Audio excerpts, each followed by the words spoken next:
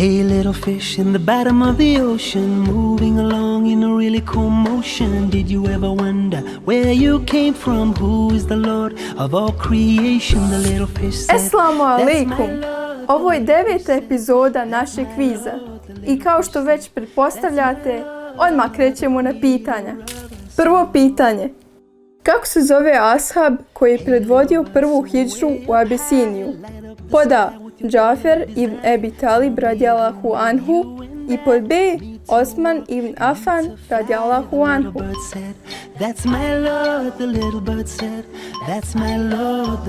Tačan odgovor je pod B. Osman ibn Afan radijallahu anhu. Prva grupa muslimana koja je učinila hidžru u Abisiniju sastojala se od 10 osoba. Na čelu je bio Osman ibn Afan radijallahu anhu i njegova supruga Rukaja, ćerka poslanika alejhi selam. Brojala je 10 muškaraca i 4 žene. Drugu grupu muhadžira koja je krenula u Abisiniju 616. godine predvodio je Džafer ibn Ebi Talib, a sastojala je se od 82 muškarca i 14 žena.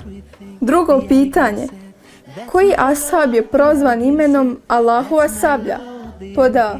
Halid ibn Velid radijallahu anhu i pod B. Abdullah ibn Revaha radijallahu anhu. Tačan odgovor je pod A. Halid ibn Velid radijallahu anhu. U bitci na Muti, kada su trojica velikana pali kao šehidi, Zaid ibn Haris, Džafer ibn Ebi Talib, Abdullah ibn Revaha, poslanik alejhi selam je rekao: zatim je zastavu uzela jedna od Allahovih sablji, a to je Halid ibn Velid, koji je vratio samopouzdanje ljudima i stavio ih pod svoju zaštitu. Od tog dana Halid ibn Velid radijallahu anhu je prozvan Allahovom sabljom. Treće pitanje. Kako se zove životinja koju je jahao Allahov poslanik alejhi selam za vrijeme Isra i Mirađa?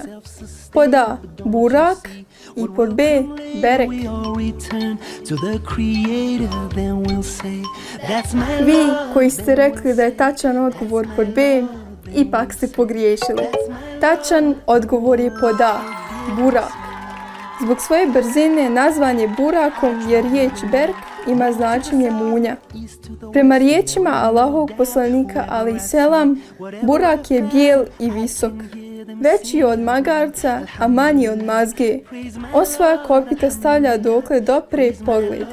Četvrto pitanje.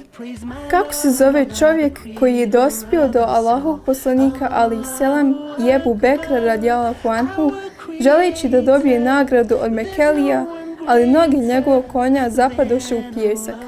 Pod A. Mutam ibn Adi i pod B.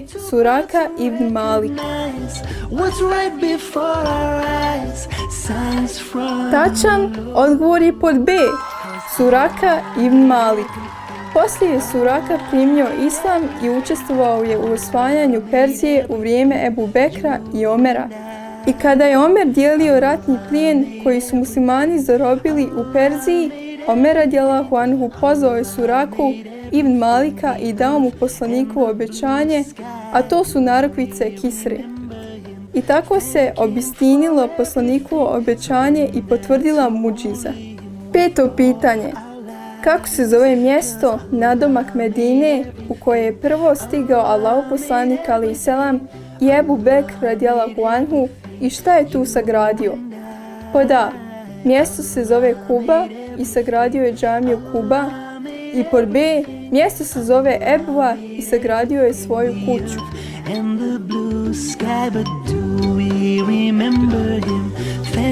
Tačan odgovor je pod A.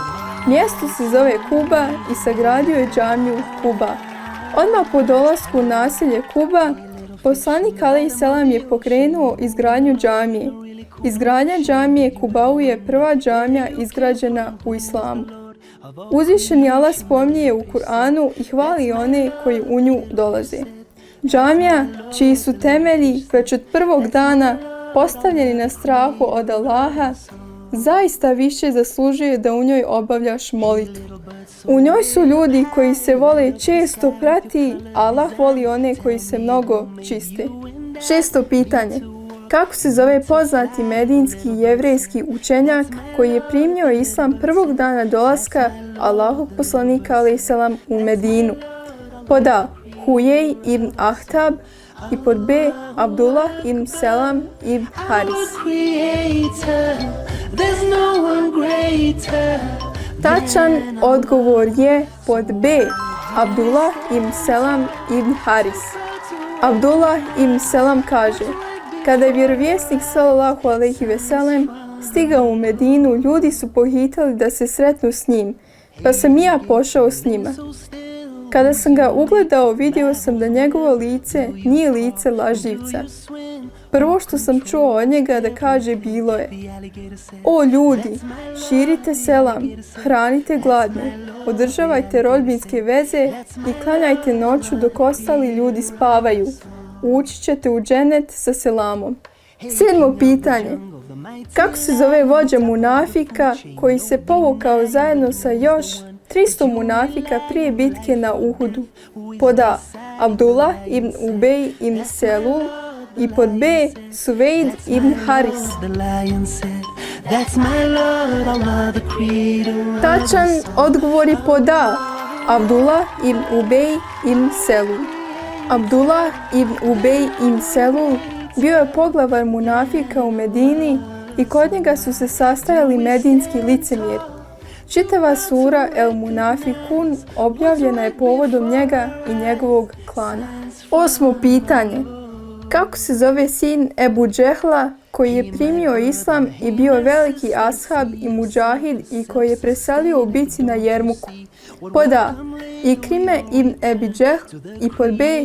Temim ibn Ebi Džehl. Tačan odgovor je pod A. Ikrime ibn Ebi Džehl. Kada se nakon velike pobjede muslimana okončala bitka na Jermuku, na poprištu su ležala 3 teško ranjena muđahida. Bili su to Haris ibn Hišam, Ajaš ibn Ebi Rebija i Ikrime ibn Ebi Džehl. Haris zatraži vode da se napije, pa kada mu je donesuše, u njega pogleda Ikrime, te se Haris ne napi nego reče: dajte prvo njemu. Kada dođuše do njega, nađuše ga mrtvoga. Zatim se vratiše njegovoj dvojici drugova, pa i nađuše, a i oni preselili na onaj svijet. Neka je Allah zadovoljan sa svima njima i neka i napoji sa Kevser izvora, tako da više nikada ne ožedne. 9. pitanje.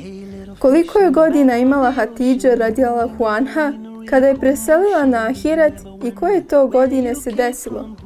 Pod A. Imala je 63 godine, dogodilo se 9. godine po poslanstvu, i pod B. Imala je 65 godina i dogodilo se 10. godine po poslanstvu.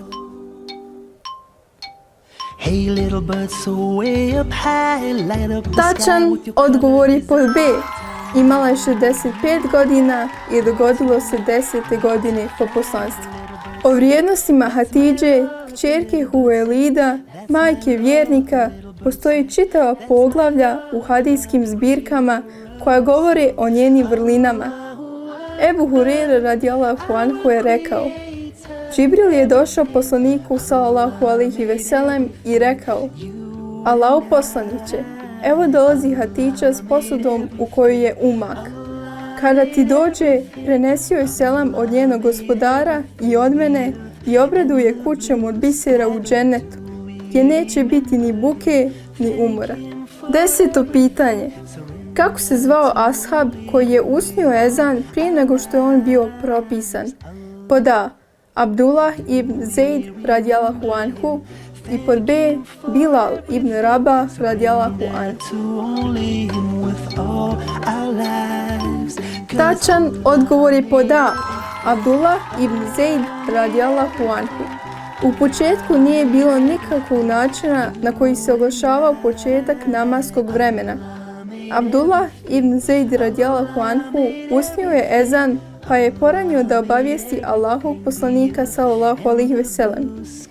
Rekao je: Allahu poslaniće, bio sam između sna i jave kada mi se prikaza nešto i pokaza mi ezan. Omer ibn el-Hatab radijallahu anhu je također sanjao ezan, ali je to krio 20 dana, pa kada je obavijestio vjerovjesnika sallallahu alejhi ve sellem, on ga je pitao: šta te je spriječilo da me obavijestiš? Omer odgovori: preduhitrio me Abdullah ibn Zeid, pa me bilo stid.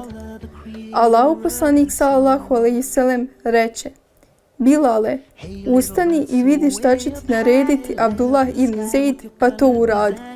Pa je Bilal proučio ezan.